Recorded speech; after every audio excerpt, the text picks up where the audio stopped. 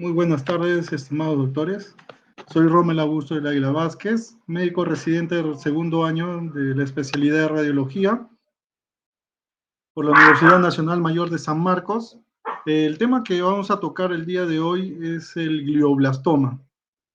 Los objetivos de esta revisión va a ser conocer las características de imagen que permite realizar el diagnóstico de glioblastoma. Como segundo objetivo, eh, va a ser valorar la respuesta al tratamiento según los criterios de RANO, mediante pruebas de imagen. Y como tercer objetivo va a ser conocer los principales diagnósticos diferenciales del glioblastoma. Como pequeña introducción, vamos a ver que el glioblastoma va a ser de uno de los tumores más frecuentes a nivel cerebral, ¿no? Seguido por el astrocitoma y el oligodendroglioma. El glioblastoma es un glioma de alto grado por su rápido crecimiento con necrosis y neovascularidad, ¿no?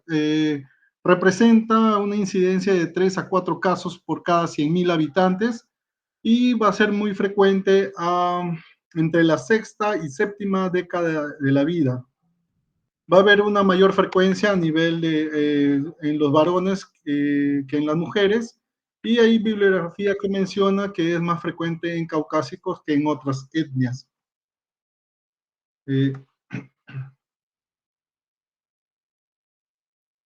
La OMS lo va a clasificar como un glioma de alto grado, de grado 4, ¿no? Muy agresivos y de rápido crecimiento. Su recurrencia tumoral luego de iniciar el tratamiento va a ser de entre 6 y 7 meses, ¿no? Con una supervivencia media entre los 14 y 16 meses tras el diagnóstico. Alguna bibliografía menciona entre 12 meses hasta 24 meses, ¿no? Es relativo, pero la media es entre 14 y 16 meses. La clínica del glioblastoma va a ser básicamente por el rápido crecimiento tumoral y suele presentar una historia clínica corta, ¿no? Que oscila entre 3 y 6 meses. La clínica va a depender de 3 factores básicamente. Uno, por defecto directo, es decir, consecuencia de la necrosis y el edema perilesional. Va a ser por los efectos secundarios, el efecto de masa sobre todo, que va a provocar un aumento de la presión intracraneal y otros efectos. Y dependiendo de la ubicación del tumor, puede provocar convulsiones, puede haber cefalea, puede haber anosmia, puede haber otros síntomas clínicos dependiendo de su ubicación, ¿no? La ubicación más frecuente de estos tumores del glioblastoma va a ser a nivel frontal, es su principal ubicación, seguido del temporal, seguido del lóbulo parietal, lóbulo occipital y menos frecuencia el cerebelo o el tronco, ¿no? Esta diapositiva es muy importante porque nos va a permitir ver en qué lugar está clasificado el glioblastoma, ¿no? Es un glioma, como mencionaba, difuso de tipo adulto. En la última clasificación de la OMS del 2021, lo clasifica la OMS en 2 tipos, gliomas difusos de tipo adulto y tipo pediátrico, ¿no? En este caso, el glioblastoma básicamente va a ser de tipo adulto y de alto grado. Y va a depender básicamente de que si hay o no la mutación de esta enzima, la isocitrato deshidrogenasa, ¿no? Si está presente, si hay mutación de esta enzima, ya no va a representar un glioblastoma, sino va a ser o un astrocitoma o el oligodendroglioma, dependiendo si hay una codelección de estos cromosomas, ¿no? Ahora, si no hay mutación de esta enzima, de la IDH, la isocitrato deshidrogenasa, va a ser de tipo salvaje. Entonces, a nivel de imágenes, nosotros vamos a ver una gran captación del contraste, va a ser una masa infiltrativa con necrosis central, va a haber zonas de hemorragia, y a los diagnósticos de imágenes especiales, por ejemplo, perfusión o difusión, va a haber, en la perfusión va a haber un aumento de la velocidad del flujo sanguíneo cerebral y una restricción en el mapa ADC.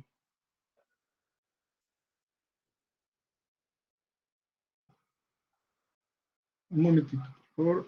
Vamos a admitir a otros doctores. Ya.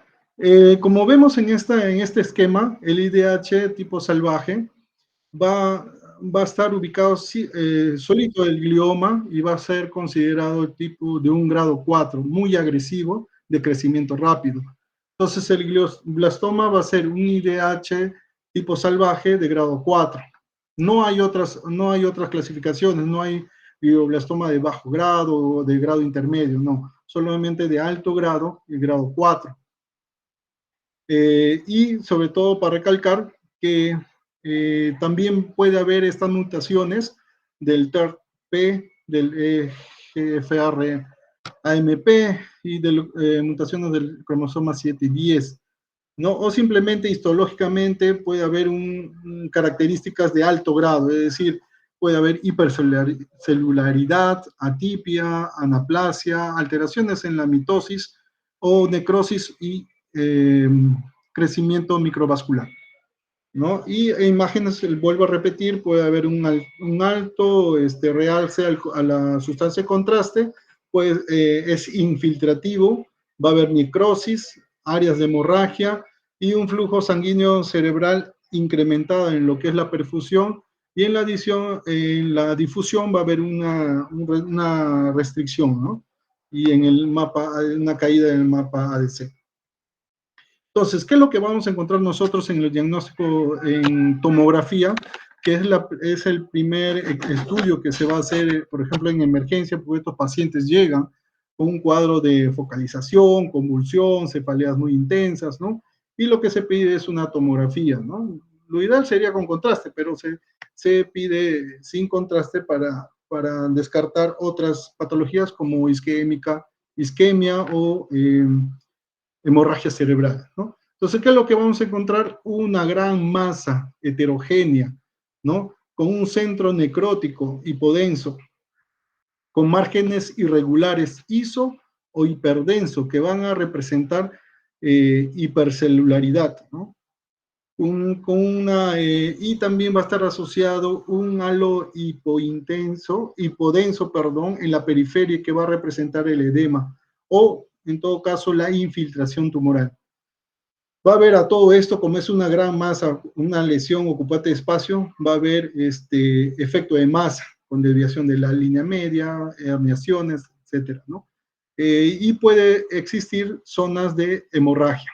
Y va a haber un realce intenso, de forma irregular y grueso de la periferia a la administración del contraste. En resonancia magnética va a ser el estudio mejor y el mejor recomendado para hacer tanto el diagnóstico como el seguimiento, ¿no? del tratamiento y la evolución o la respuesta del glioblastoma al tratamiento, ¿no? Entonces va a haber secuencias básicas que vamos a tener que sí o sí realizarlo, como es secuencias en T1 con contraste, T2, FLAIR y dos imágenes especiales, que es la difusión y la perfusión.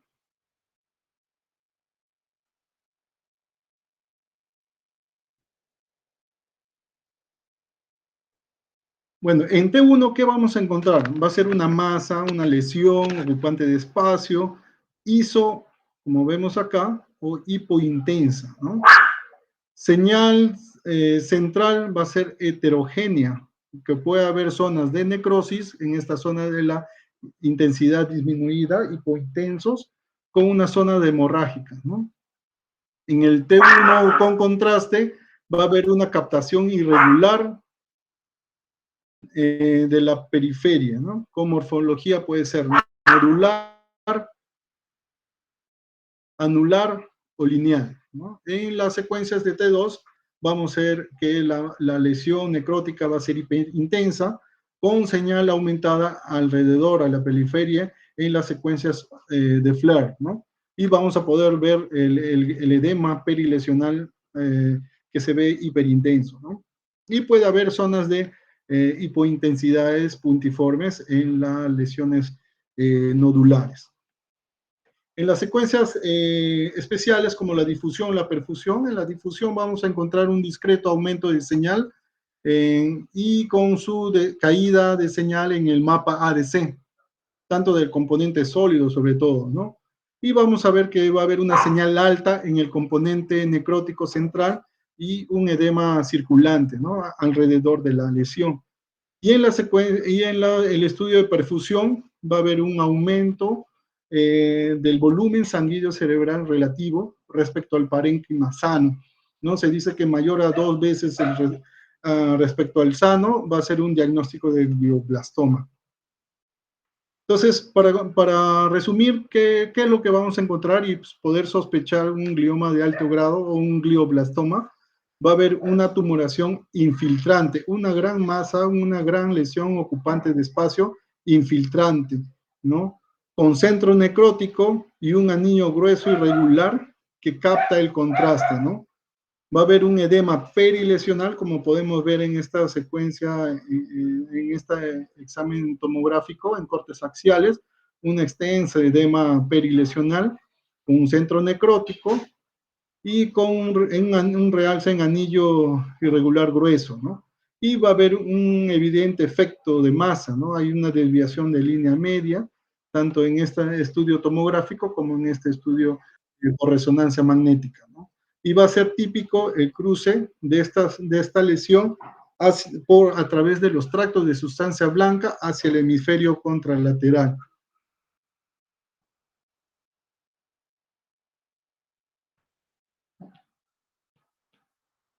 El tratamiento del glioblastoma va a ser una suma de tratamientos que va a empezar con la cirugía, que va a intentar resecar el máximo nivel de tumor, ¿no?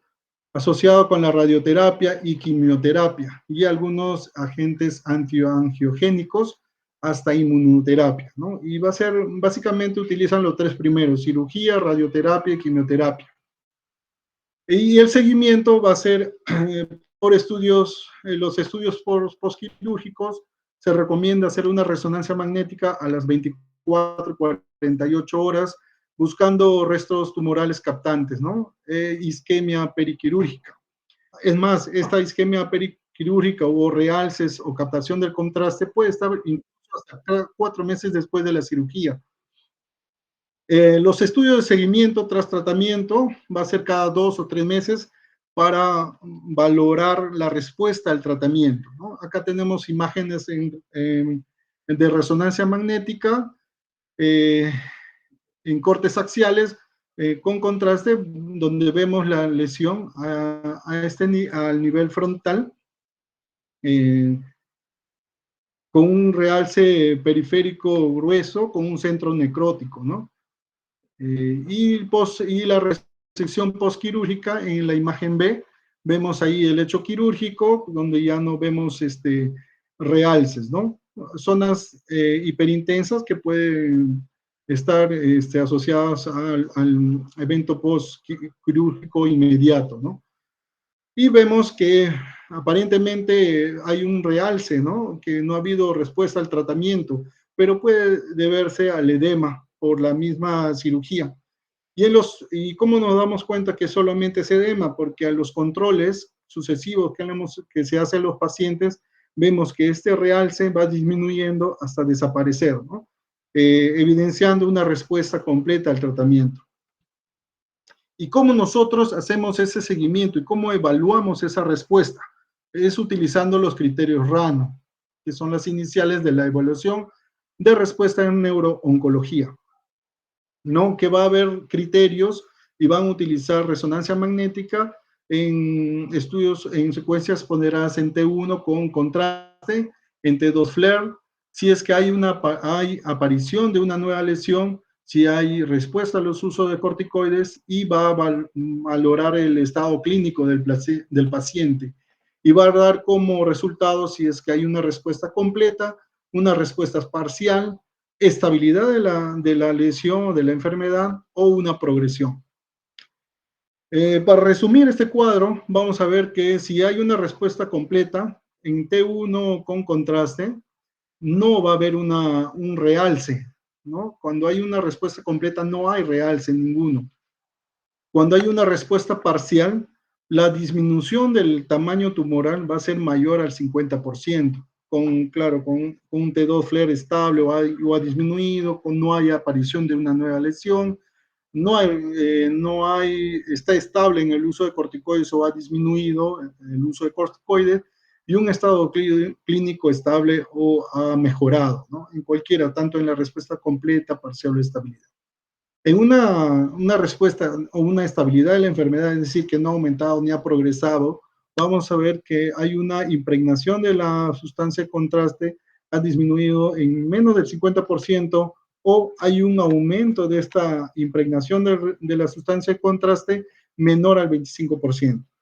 Porque si hay un realce de la tumoración a la administración de contraste mayor al 25%, eso va a significar progresión de la enfermedad. Si es que hay un aumento también en T2 y en FLAIR, va a haber una progresión de la enfermedad. Es más, si es que hay la aparición de una nueva lesión, va a significar de todas maneras la progresión de la enfermedad, a pesar que esto no se cumpla, ¿no? Que no haya no hay una disminución del 50% y hay la aparición de una nueva lesión, sí o sí es progresión de la enfermedad, ¿no? Entonces, ¿qué vamos?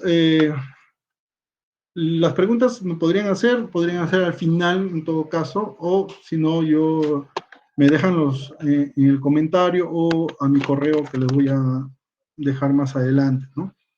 Bueno, el diagnóstico diferencial del glioblastoma va a ser el astrocitoma con mutación de la isocitrato deshidrogenasa de grado 4. En realidad, por imágenes, el glioblastoma con el astrocitoma de alto grado mutado va a ser indistinguible a nivel de imágenes, pero nos va a hacer sospechar si es que este paciente es joven. Recuerda que el glioblastoma está entre la sexta y séptima década de la vida, y el astrocitoma generalmente da jóvenes, menores de 50 años.